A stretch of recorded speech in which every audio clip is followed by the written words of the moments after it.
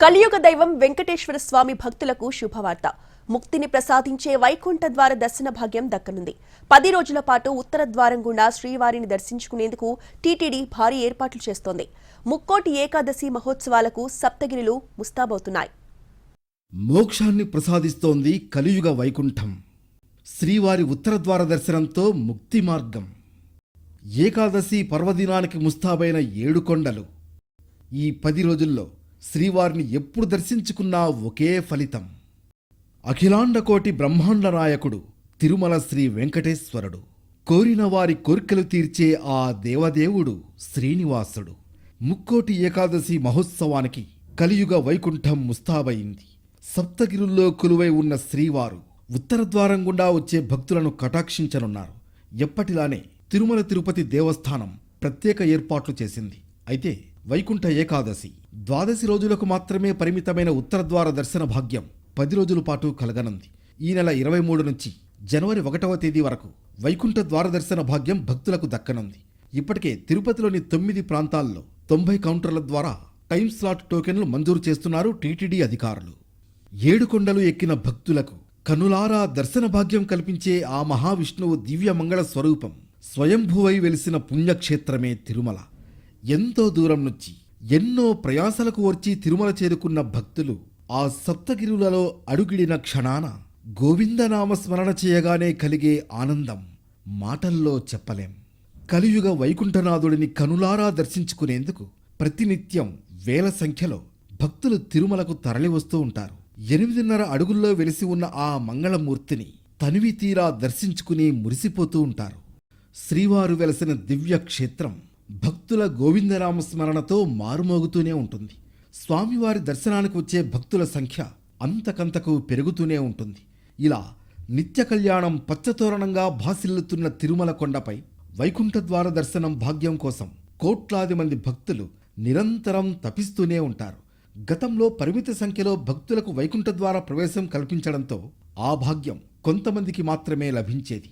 వైకుంఠ ద్వార దర్శనాన్ని ఏడాదికి 2 రోజుల పాటు మాత్రమే భక్తులకు అనుమతిస్తూ ఉండడం వైకుంఠ ఏకాదశి, ద్వాదశి పర్వదినాల్లో మాత్రమే గతంలో భక్తులకు ఈ మహాభాగ్యం కలిగేది.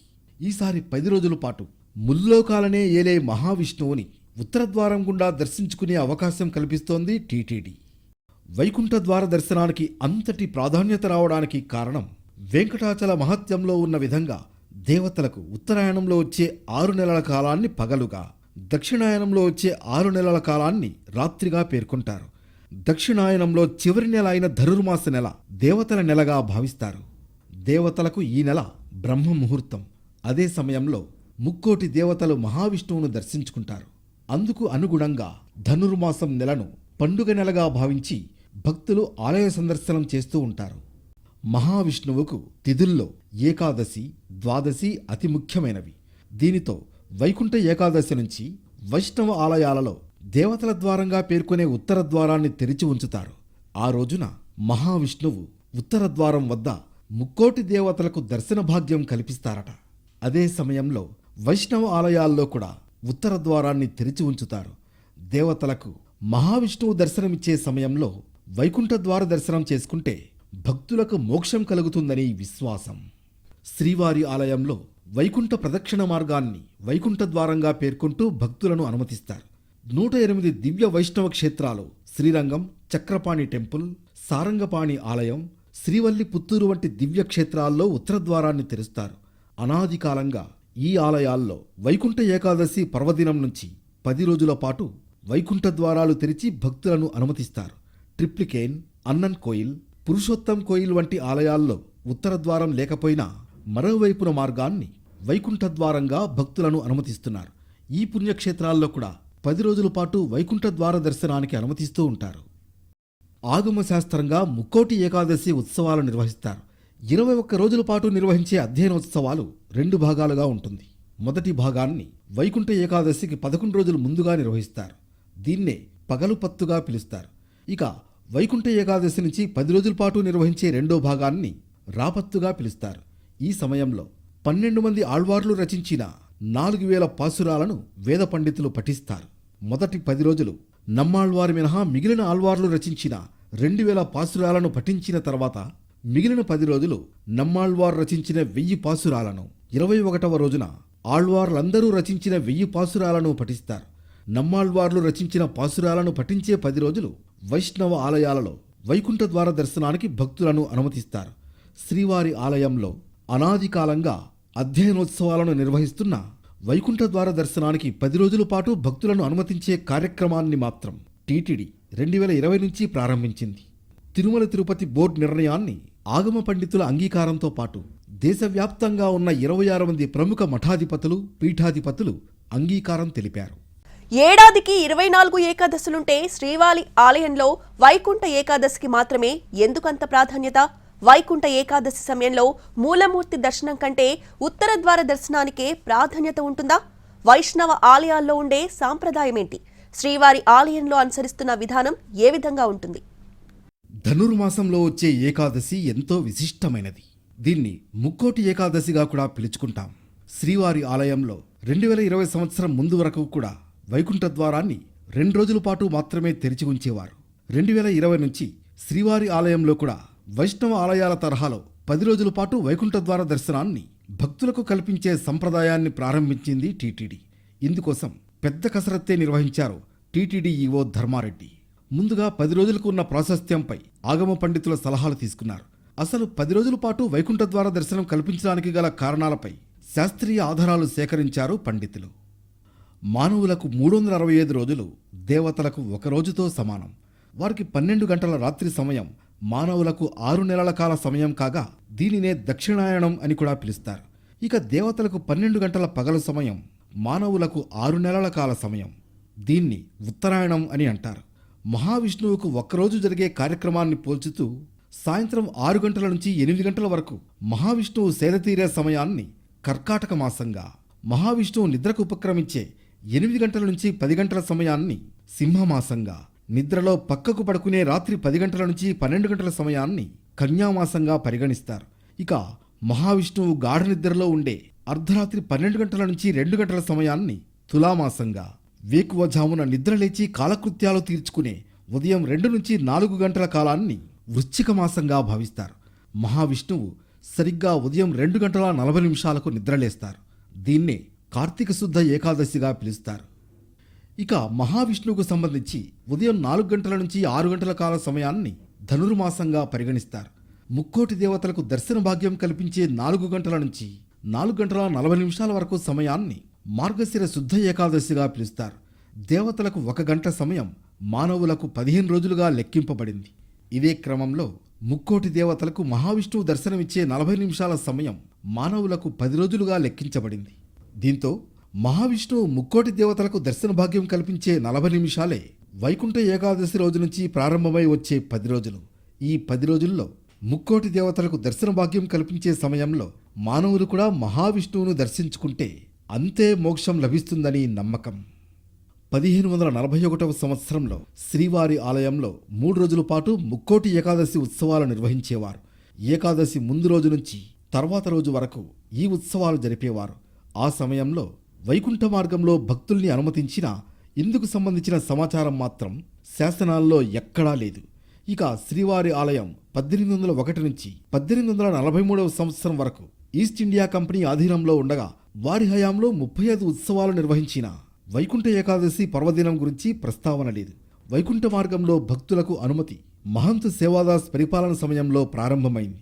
1843 నుంచి 64 వరకు టీటీడీ మహంత్ సేవాదాస్ పరిపాలనలో ఉండగా అదే సమయంలో శ్రీవారి ఆలయంలో వైకుంఠ ప్రదక్షిణ మార్గం వాడుకలోకి వచ్చింది. వైకుంఠ ఏకాదశి పర్వదినం రోజున వజ్రకవచ అలంకరణలో మలయప్ప స్వామి వారు వైకుంఠ ప్రదక్షిణ మార్గంలో ఊరేగిన అనంతరం భక్తులను అనుమతించారట.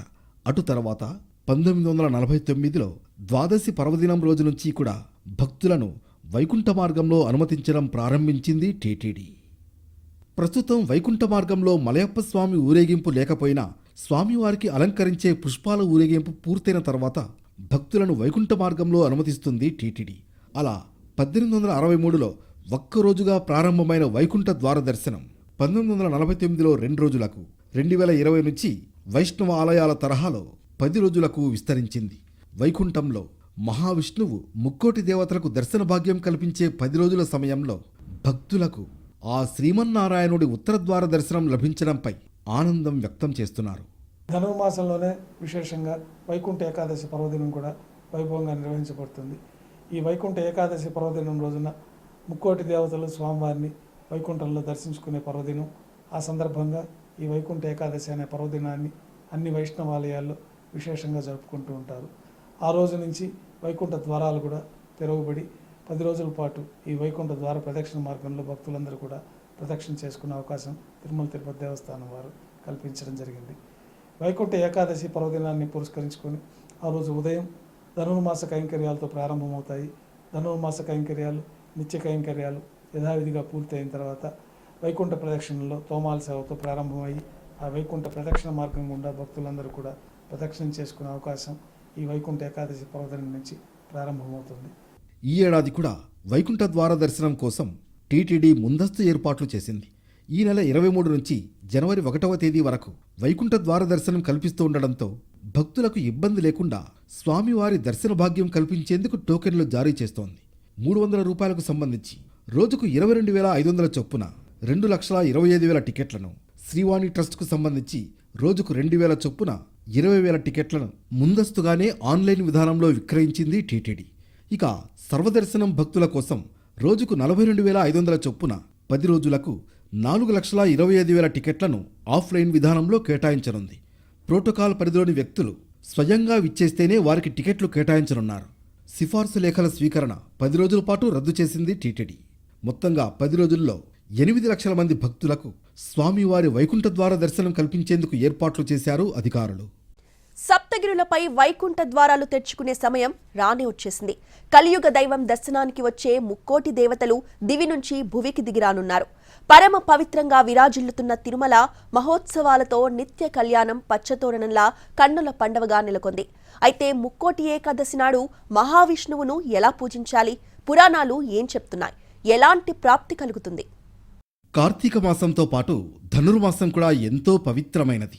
కార్తీక మాసమంతా శివనామస్మరణతో మారుమ్రోగితే ధనుర్మాసం అంతా శ్రీ మహావిష్ణువును అత్యంత భక్తి శ్రద్ధలతో ఆరాధిస్తారు. ఈ ఏడాది డిసెంబర్ 16 నుంచి ధనుర్మాసం ప్రారంభమై జనవరి నెలలో మకర సంక్రమణ వరకు కొనసాగుతుంది. ధనుర్మాసంలో వచ్చే ఏకాదశి ఎంతో ప్రశస్తమైనదిగా భావిస్తారు. అందుకే ఏడుకొండలవాడి దర్శనానికి కోట్లాదిగా తరలివస్తూ ఉంటారు.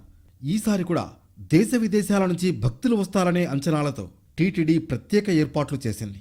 క్యూలైన్లలో భక్తులకు తాగునీరు, ప్రసాదం పంపిణీ జరిగేలా చర్యలు చేపట్టింది తిరుమల తిరుపతి దేవస్థానం. ఏడాదికి 24 ఏకాదశులు వస్తాయి. సూర్యుడు ఉత్తరాయణానికి మారే ముందు వచ్చే ధనుర్మాస శుద్ధ ఏకాదశినే వైకుంఠ ఏకాదశి లేదా ముక్కోటి ఏకాదశి అంటారు. సూర్యుడు ధనస్సులో ప్రవేశించిన అనంతరం మకర సంక్రమణం వరకు జరిగే మార్గం మధ్య ముక్కోటి ఏకాదశి వస్తుంది. ఈ రోజున వైకుంఠ ద్వారాలు తెరుచుకుని ఉంటాయన్న నమ్మకంతో తిరుమలతో పాటు వైష్ణవాలయాల్లో ఉత్తరద్వార దర్శనం కోసం తెల్లవారుజాము నుంచే భగవద్ దర్శనార్థం భక్తులు వేచి ఉంటారు. వైకుంఠ ఏకాదశి నాడు శ్రీ మహావిష్ణువు గరుడ వాహనారూఢుడై 3 కోట్ల మంది దేవతలతో కలిసి భూలోకానికి దిగివచ్చి భక్తులకు దర్శనమిస్తాడని, అందుకే దీనికి ముక్కోటి ఏకాదశి అనే పేరు కూడా వచ్చిందని పురాణాలు చెబుతున్నాయి. ముక్కోటి ఏకాదశి నాడే హాలాహలం, అమృతం రెండూ పుట్టాయి. ఈ రోజునే శివుడు హాలాహలం మింగాడు. మహాభారత యుద్ధంలో భగవద్గీతను కృష్ణుడు అర్జునుడికి ఇదే రోజున ఉపదేశించాడని పురాణగాథలు చెబుతున్నాయి. ధనుర్మాస శుక్ల ఏకాదశి రోజున ఉపవాసం ఉన్నవారికి వైకుంఠ ప్రాప్తి కలుగుతుందని విష్ణువు వరమిచ్చాడట.